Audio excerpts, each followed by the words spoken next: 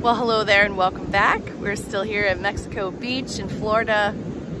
Big, huge storms blew through last night in the weather world and in my personal life. So I tell you what, today's Course in Miracles lesson is medicine for me like you just wouldn't even know. So hopefully this wind isn't too much for this video and you can appreciate the beauty here as we go through this.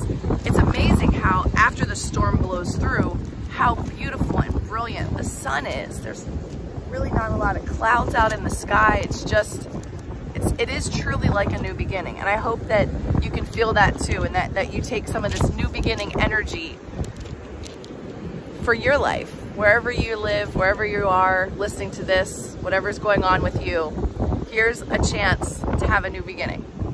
Lesson 349. Today I let Christ's vision look upon all things for me and judge them not, but give each one a miracle of love instead. So would I liberate all things I see and give to them the freedom that I seek. For thus do I obey the law of love and give what I would find and make my own. It will be given me because I have chosen it as the gift I want to give. Father, your gifts are mine. Each one that I accept gives me a miracle to give.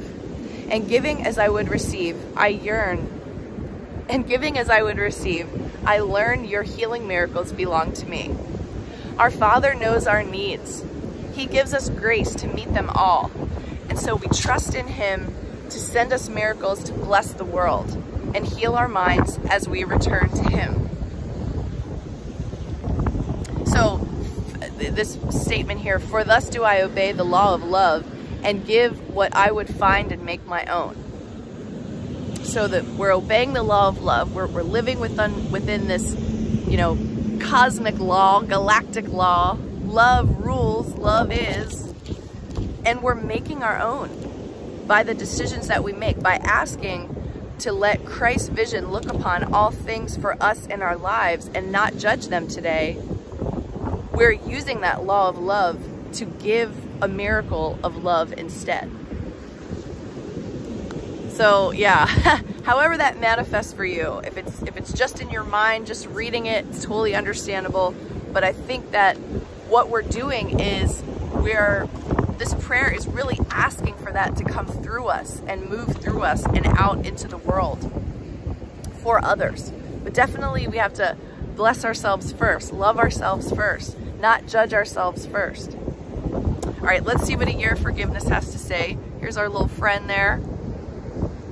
Little prayer hands. We were the last Channeling Jesus retreat that I attended, we talked about the prayer hands, and I do find myself doing this quite a bit, but it is actually a mudra where you're putting your thumbs against your heart and just breathing, and this actually emanates your love energy out into the world.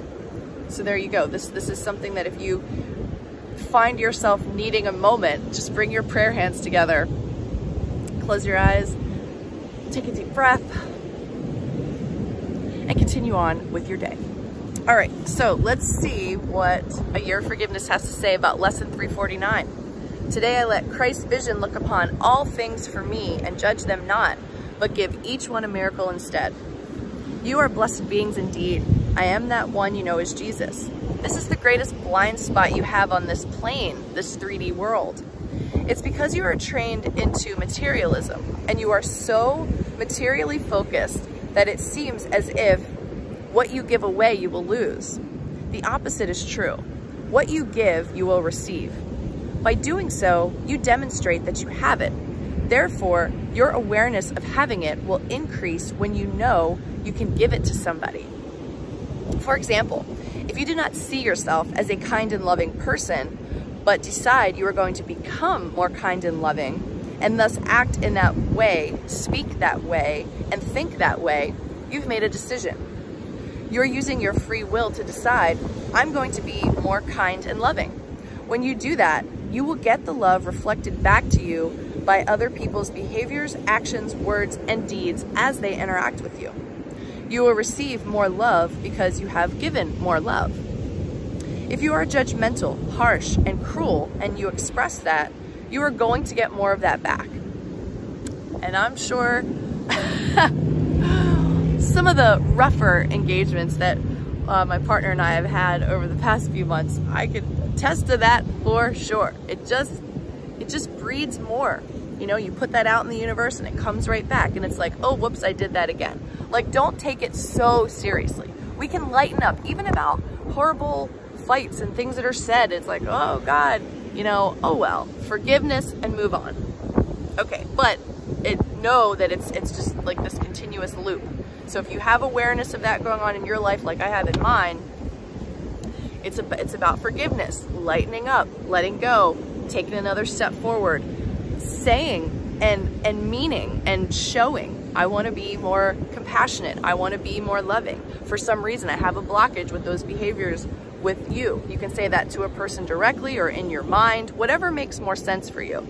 But that's the way that you tell the universe, I'm not going to continue to let this be the theme of my life or the theme of my interactions with so-and-so or what have you.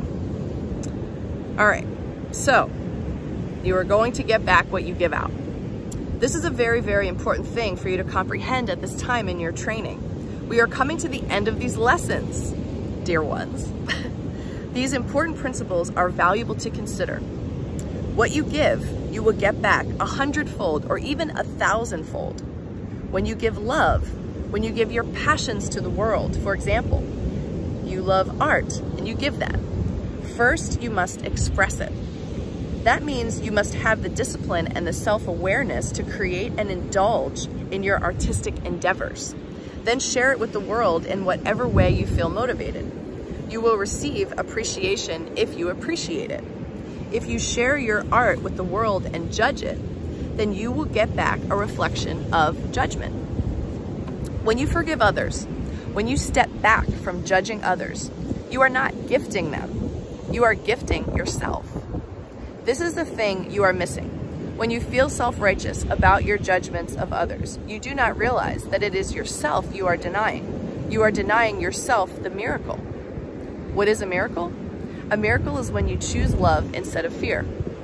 You use your free will to decide, no, I'm going to choose love instead of fear. I'm not going to increase the separation. I'm going to decrease the separation by offering forgiveness as often as I can, and it will be me who benefits from that. You're being truly selfish and forgiving, even though the world calls it the opposite. Of course, this is an upside-down world. It wants you to value things that are valueless. Do the opposite of that, what this world wants. It wants you to judge. It wants you to live in fear. Don't judge and be fearless. I am that one you know as Jesus, and we will speak to you tomorrow. Well, thank you all for being here with me, for doing these lessons with me. We are getting to the end of these lessons. We have lots and lots of mantras, tools, mudras even, to help us out, to bring us to that higher level of consciousness. And we're doing this together. It really increases the effect of what we're doing because we're doing this together. So thank you so much for practicing with me. I love you all very much. I hope you're having a great day, and I will talk to you again tomorrow.